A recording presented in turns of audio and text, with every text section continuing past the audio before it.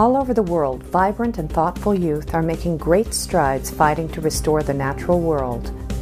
Since 2003, Action for Nature has awarded International Young Eco-Hero Awards to young people between the ages of 8 and 16 who are taking action to create positive change. The awards recognize and honor the ideas, the energy, and the insight of these young people. And our winners are receiving international exposure. 2 former Action for Nature winners were selected to carry the Olympic torch this year in London.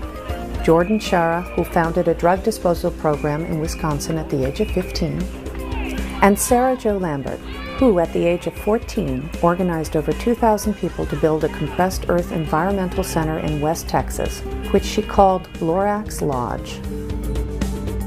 The bearded vultures of South Africa are in trouble, but they have a friend in Olivia Taylor.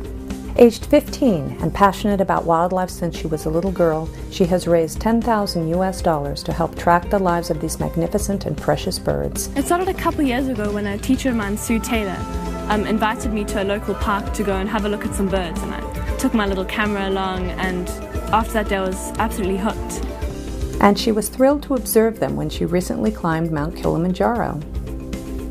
She continues to advocate for wildlife through the organization she started called 4 Elements Conservation. At age 12, Miranda Andersen of British Columbia, Canada, is already a documentary filmmaker. I make films about the environment, and some people may call me an environmental activist. My latest passion is on a subject called nature deficit disorder. The broken relationship between kids and nature is beginning to make kids depressed, distracted, obese, and even disables their creativity. If it's true that you can only care about what you know about, then it's time to get back to nature. The future of our environment depends on our connection to it. From Boulder, Colorado, Xiuhtezcal Martinez is Aztec on his father's side and has a deep connection to his heritage and to the earth. At age 6, he first spoke at a global warming rally. Aged 11, he was the youngest speaker at the 2012 United Nations Rio Summit in Brazil. Once we know what's happening, once we are educated about what is happening, we have so much power to do everything and to solve this climate crisis and our environmental crisis. And I believe that if we're all educated, we can come together. This could be a possibility. Now he is a busy activist and musical performer. Our future matters. Don't leave us on earth that is torn and bad. The new generation's gotta wake up now. And our generation's gonna show you how. Youth, are you random? Just 2 years, how did my project go from this to this? I'm Jonny Cohen, and welcome to Green Shields. Jonny Cohen, age 16 from Illinois, holds a spot on Forbes magazine 30 Under 30 Energy list. For his Green Shields project, he designed and tested an aerodynamic add-on that attaches to the roof of a school bus and saves 10 to 20% gas mileage.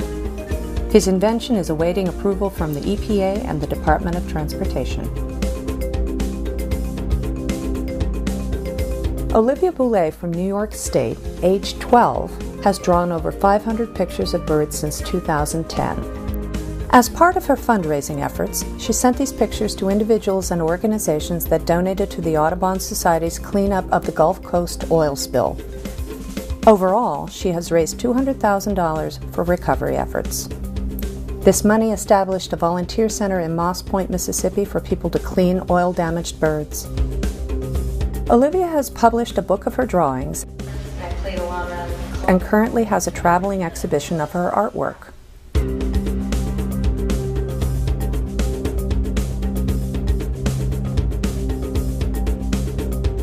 Cole Rasenberger is a 10-year-old from Charlotte, North Carolina, who decided to act to protect southern U.S. forests by putting pressure on fast food companies for their excessive use of virgin wood fiber in their paper products.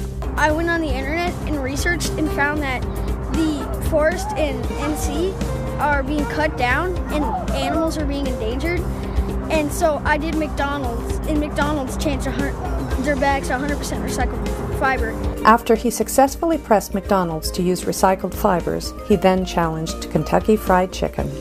Now I'm doing KFC, and that's basically how I got here. He collected over 6,000 hand-drawn postcards and personally delivered these to headquarter executives. That company's decision is awaited. The state of Michigan, USA, is a long way from Asia, but when Madison, Vorva, and Rhiannon, Tomtishen discovered that the clearing of Indonesian forests for palm oil production was destroying the habitat of the endangered orangutans, they went into action to protest the use of palm oil in U.S. food products. This ingredient was even in their own Girl Scout cookies. Their continuing national U.S. campaign seeks to educate the public. Thousands of miles away, the orangutan community depends on this campaign's success. In his home state of Odisha, India, where people are very vulnerable to climate change, Nissan Pani, aged 11, strives to create awareness among youth and the community of the need to plant trees to stop pollution and deforestation. With the assistance of his family and church, he has planted 3,000 saplings and educated 3,000 people from 20 different churches about how to care for the earth, and his efforts continue.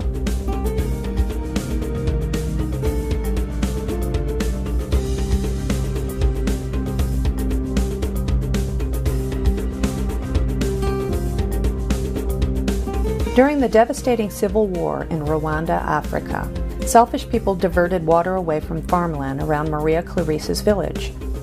No crops could grow, and the people lacked food. Maria decided to change this. Aged 14, she started a dance group, recruited other teens, and formed partnerships that raised sufficient funds to purchase water pumps for their fields. Now 30 hectares of land produce food for Maria and her neighbors.